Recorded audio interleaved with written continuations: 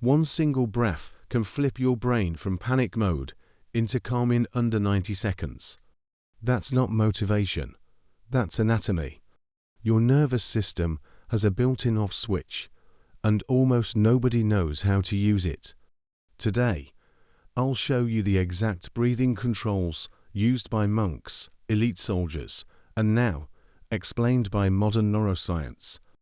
Inside your body runs a massive communication highway called the vagus nerve. It starts deep in the brainstem, travels through your neck, chest, and all the way into your gut.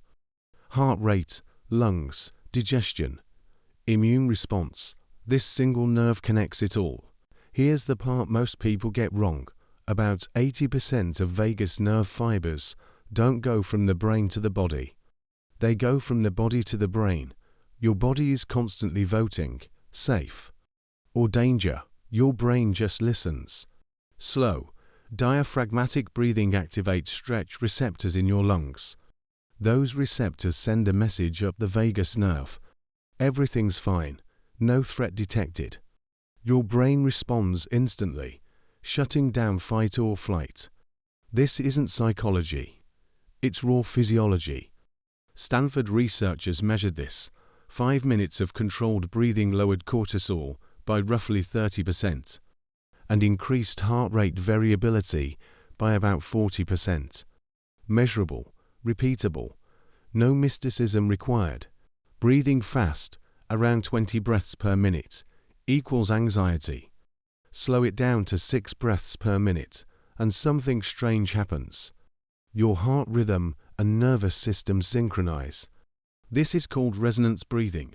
Your body finally starts working with itself. Vagal tone is your ability to calm yourself down. Low vagal tone, you stay stuck in stress.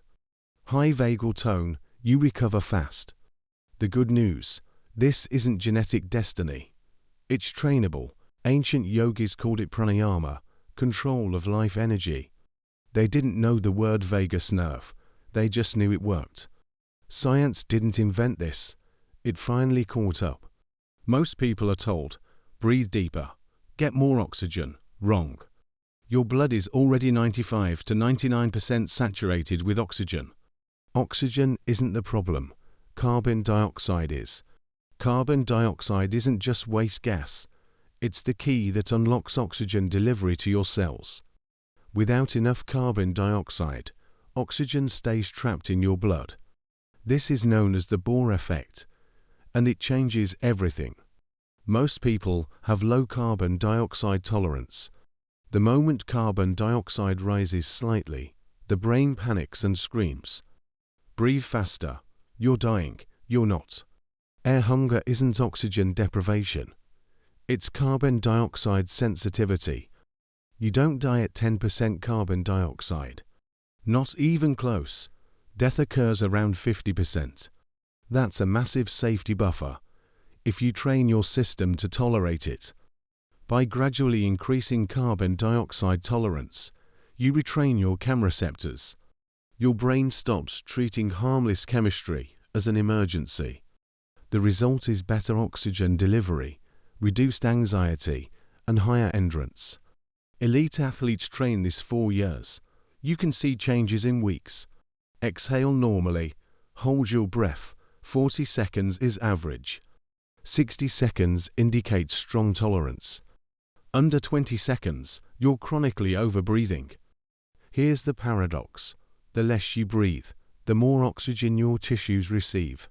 During breath holds, carbon dioxide rises, the Bohr effect activates, and hemoglobin finally releases oxygen to the brain. Studies involving Navy SEALs show that controlled breathing before high-stress situations reduces physiological stress markers by nearly 50% and improves decision-making by about 40%. This isn't wellness culture. This is operational science. Your autonomic nervous system has 2 pedals. The sympathetic system is the gas, speed, alertness, adrenaline. The parasympathetic system is the brake, recovery, digestion, repair. Inhale presses the gas, exhale applies the brake. Modern life keeps the gas pedal down constantly. Short breaths, shallow breathing, no recovery. The result is chronic anxiety, sleep problems, digestive issues, high blood pressure. These aren't random symptoms. They're signs of low vagal tone. Rebalancing the system is simple. Make your exhale longer than your inhale. Inhale for 4 seconds, exhale for 8. That ratio alone shifts your nervous system toward calm. When you inhale, your heart rate accelerates. When you exhale, it slows down. This natural rhythm is called respiratory sinus arrhythmia. A healthy heart isn't steady. It's adaptable. Low heart rate variability means rigidity. High variability means resilience. Breathing directly trains HRV. No supplements, no devices required. Even which nostril you breathe through matters. The right nostril favors stimulation. The left favors relaxation. Ancient yogis understood this long before neuroscience did. Nasal breathing activates the diaphragm more efficiently and produces nitric oxide, which expands blood vessels. Mouth breathing does the opposite. It promotes chronic stress activation. Your face is wired into your nervous system. Now you have the map. Inhale, gas, exhale, brake, ratio, control. Here are 3 practical techniques. Box breathing follows a 4-4-4-4 rhythm. Inhale 4, hold 4, exhale 4, hold 4. Used by Navy SEALs before missions. Perfect for control during meetings, conflicts, or public speaking.